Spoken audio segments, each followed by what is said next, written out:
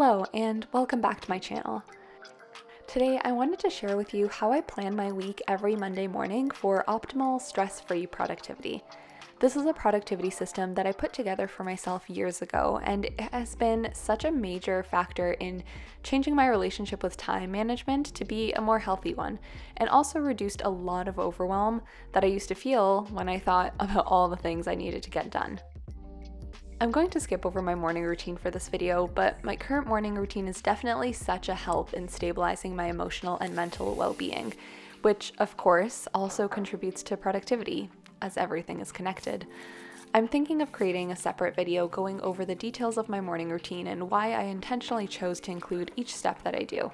So if you'd be interested in that, let me know in the comments and I'll definitely put one together for you. After my morning routine, I pull out my Lemons & Co. Day Planner, which is a planner I created based on this productivity system. And while you can totally do this whole system just on a piece of paper or in a regular notebook, as I did for a long time before I actually created this planner, I love having one place for everything, where it's connected to a daily planner page and where I can flip back to past weeks for reference. I'll link my planner, which you can find on Amazon, in the description below.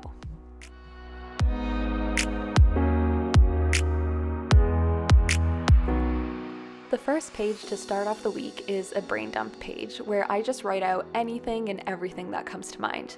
Any to-dos, any meetings I know I have coming up, and bigger projects I want to make progress on. Anything that has a deadline, anything that's nagging at the back of my mind, all of it goes down on this page. The purpose of this page is really just to clear my mind and get everything out on paper where I can then sort through and prioritize it properly. After the brain dump, I move on to the priority matrix. Across the top it says urgent and not urgent, and then down the side it says important and not important. And so now I go through everything I just brain dumped on the previous page and categorize it. This part does take some subjective evaluation and requires you to be honest in how you prioritize things. When prioritizing, I find it helpful to ask not just what my top priorities are, but what can I deprioritize, even if it's temporarily, so that I can create some true focus for my week. If everything is important, nothing is important. The same goes for urgency. I like to think about what the real consequences are if I don't complete a certain task this week. Is anything terrible truly going to happen, and how does that compare with the consequences of not completing the other things I wrote down? This does mean that where you draw the line on either of those things may change week to week depending on what's on your plate. The last step in the weekly planning portion is to now decide which tasks will be done on which days of the week, with a limit of 3 tasks per day so I can stay focused. Things like meetings or events go in first, of course, because those are already scheduled for a certain day and time. A general guide for scheduling out the rest of the tasks is to start with what's in your urgent and important box and put those at the start of your week, since you've already identified that they are your top priorities and need to get done ASAP. Then I look at the urgent but not important category to see if there's anything in this category that I can take off my plate by delegating or getting support with.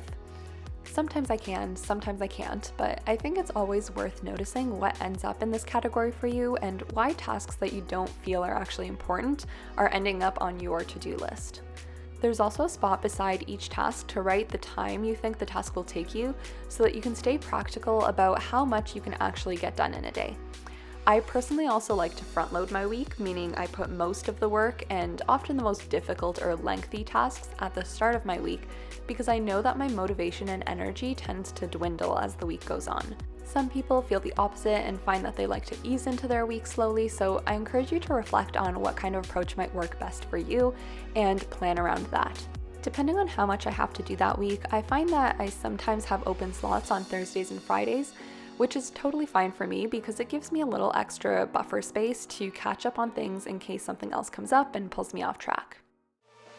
So at this point, I have finished planning my whole week and now can move on to the details of my day today. The planner has a space for my plan schedule where I'll plan out my day, and then also my actual schedule, which I'll fill in as I go throughout my day. This section really helps with building awareness around where or when you might get distracted or off track with your plan, as well as helps you visually see if certain things took you more or less time than you expected. Over time, using this section helps you be more accurate in future planning and can spark some reflection about what distracts you and why.